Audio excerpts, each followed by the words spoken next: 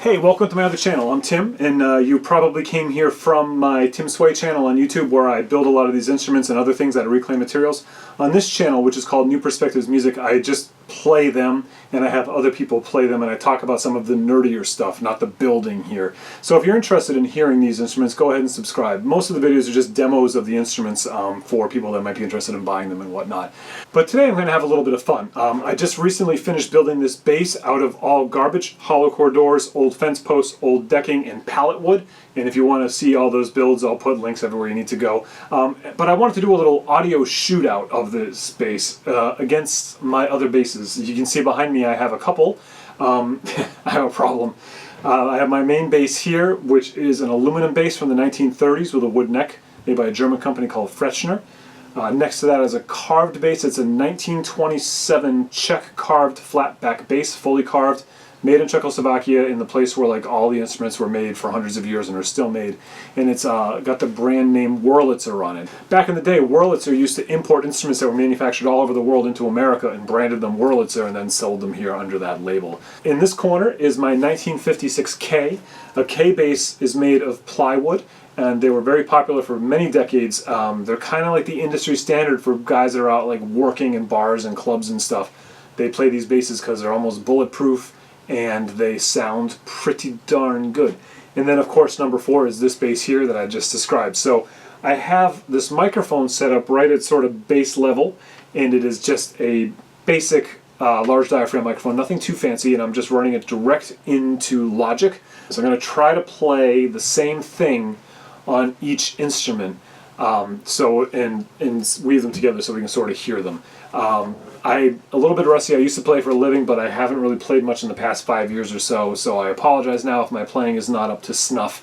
That's not what this is about. And the other thing you might notice if you're a real dork like me is that I'm down-tuned a half step. The reason I'm tuning to E flat instead of E is because the last band I played in for more than a decade, we tuned that way, and that was what I played this instrument on. So just since I'm rusty, just to give my ear a little bit of an easier time doing this video, I'm going to play down there where my brain will hopefully connect and not make me too pitchy. So I'm going to play a couple different styles. I'm going to do a little bit of sort of rockabilly type stuff, a little bit of finger plucking, and I'm going to try to use the bow. I do not know how to use the bow, but I'm just going to bow a couple strings so you can hear that as well.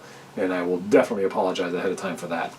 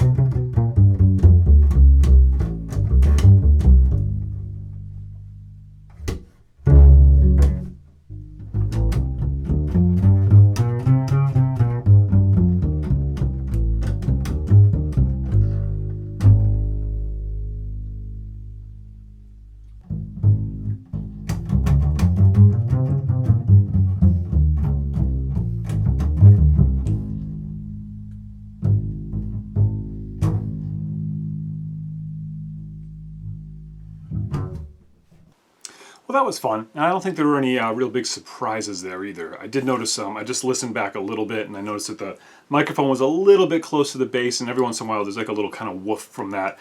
But overall, I feel like it recorded pretty clean. And I did leave a little bit of the camera mic in the mix just for like sort of room sound. No big surprise the carved bass sounded the best, and also no big surprise the bass that I just put together a week ago made out of garbage sounded the worst. But it didn't sound that much worse. I felt like there was actually some places where it might have sounded a little better. I felt like it could hang with any of these instruments, which is important. And you know, it's my first bass. I've never made one of these before, so I'm excited that with how well it did considering everything. And you know, obviously they will get better if I continue to make them. And experimenting with these materials seems plausible. The other thing that can't really be understood in the video too is about like setup and feel. So I will say that of the 4 basses, the carved bass felt the worst to me just because the neck is a little bit thicker than I'm used to. I don't have a lot of time on that one. And the neck that I made, of course, felt the best to me because I made it to my hand in the shop. The K and the aluminum bass are the basses I have the most time on. The aluminum definitely the most. So they both felt the most like at home to me. Like picking those up was just like, oh yeah, this is the instrument. I know where the notes are. Everything felt pretty good there, and I think that the setup on the K bass is just fantastic. It just plays perfectly, and I didn't do the setup on that. The setup on that, as well as the carved bass, were done by Michael Aceta. He is a like a renowned luthier in the Connecticut area that did both of those, so that makes sense too. I'm going to tear this bass apart and set it up again, and I'm going to continue to work on it and develop it and see what I can do, because that's how we learn, right? So I hope you found this enjoyable and interesting. Go check out the builds on my other channel. Thank you very much for watching, and